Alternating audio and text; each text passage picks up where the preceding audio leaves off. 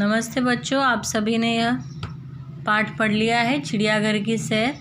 अब हम इसके प्रश्न और उत्तर लिखेंगे।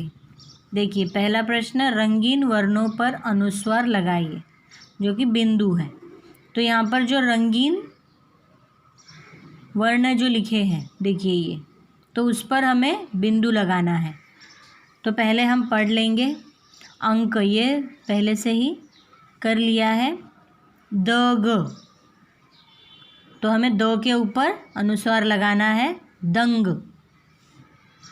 मदिर मंदिर, पख पंख, सब संग। देखिए इसका उच्चारण किस प्रकार होता है। अकुर अंकुर, अगीठी अंगीठी, बगाल बंगाल, मंगलवार मंगलवार, सतरा संतरा, सदीप संदीप, हिदी हिंदी, गगा गंगा, पतंग पतंग, दगल दंगल। समझ में आया आपको। बिंदु लगाने के बाद इसका सही शब्द पूरा होता है। अब सप्ताह के दिनों को पूरा कीजिए। आप सभी ने सप्ताह के दिन पढ़े हैं,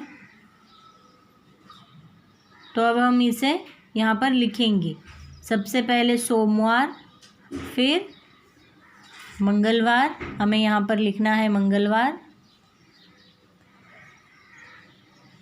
बुधवार, फिर गुरुवार, शुक्रवार, शनिवार और आखिर रविवार। सोमवार, मंगलवार, बुधवार, गुरुवार, शुक्रवार, शनिवार और रविवार। अब देखिए नीचे प्रश्न दिए हैं। हमें पशु पक्षियों के साथ कैसा व्यवहार करना चाहिए। हमें पशु पक्षियों के साथ कैसा व्यवहार करना चाहिए। हमें उन्हें परेशान नहीं करना चाहिए। कुछ बच्चे होते हैं जो पत्थर फेंक के मारते हैं, तो हमें वैसा नहीं करना चाहिए। चिड़ियाघर में हमें किन किन बातों का ध्यान रखना चाहिए। जब भी हम चिड़ियाघर जाते हैं, ज़ू में जाते हैं, तो हमें क्या चीज़ों का ध्यान रखना चाहिए। हमें वहाँ पर कोई कचरा नहीं करना चाहिए, किसी भी पशु पक्षी को परेशान नहीं करना चाहिए।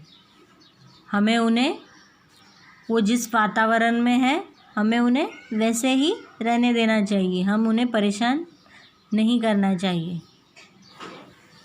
चित्र देखकर जो सही है उस पर निशान लगाइए। अब देखिए यहाँ पर दो चित्र है। तोते को यहाँ पर पिंजरे में रखा है और दूसरे चित्र में उन्हें उड़ाया गया है। तो कौन सा चित्र सही है। आपको क्या लगता है कौन सा सही है। क्या हमें पशु पक्षियों को ऐसे बांध के रखना चाहिए। नहीं, हमें उन्हें बांध के नहीं रखना चाहिए, हमें उन्हें मुक्त करना चाहिए।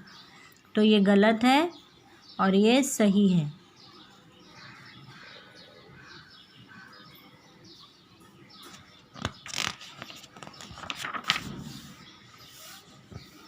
आगे देखिए, नीचे दिखाए गए चित्र के अनुसार एक कागज़ को आगे पीछे मोड़कर हाथ से चलने वाला कागज़ का पंखा तैयार कीजिए।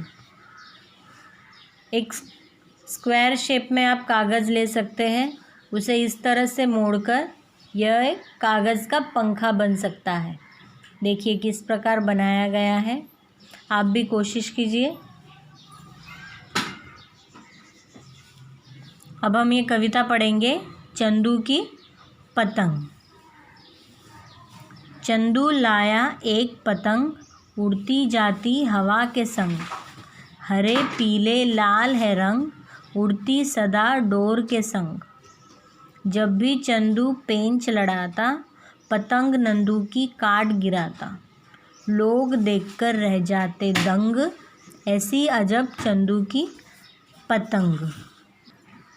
तो इस कविता में देखिए अनुस्वार का प्रयोग कितनी बार किया है। यह अनुस्वार का बिंदु है। कहाँ कहाँ पर उपयोग है इसका? चंदू, पतंग, देखिए मैं यहाँ पर अंडरलाइन करती हूँ, चंदू, पतंग, संग, रंग, फिर पेंच, पतंग, नंदू, दंग, पतंग, चंदू। तो आप भी ये कविता फिर से पढ़िए, बहुत अच्छी कविता है ये, चंदू की पतंग।